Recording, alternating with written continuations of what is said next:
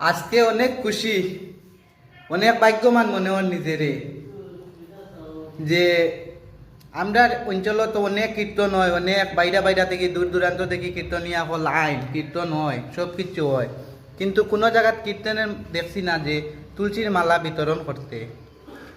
আমার আজকে অতটুক সৌভাগ্য, আমি বরাকবেলির একটা ছেলে গৌহাটির মতো একটা শহরও একটা জায়গাত আইছি, কীর্তনও শুনিয়া গেছি, কীর্তনও গিয়া অতটুক আমার সৌভাগ্য কপালবালা যে আজকে কীর্তনও গিয়া পূজারী মহাশয়ে নিজে একটা তুলসীর মালা আমার গলাতে পরাইয়া দিছ। কত শত শত ভক্তবৃন্দ সবর ভাগ্যত নাই, মাত্র কয়েকজনে পাইছেন, তার মধ্যে আমি একজন।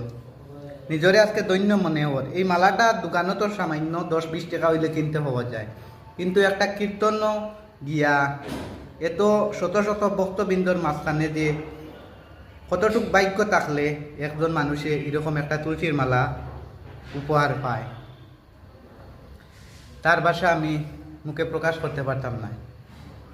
আমি শ্রীকৃষ্ণের কাছে শতকোটি প্রণাম জানাই, এই মালাটা যাতে আমি যত্ন করে রাখতে পারি, আর শ্রীকৃষ্ণের চরণে আমার শতকোটি প্রণাম অন্তিমকালে যেন স্থান পাই।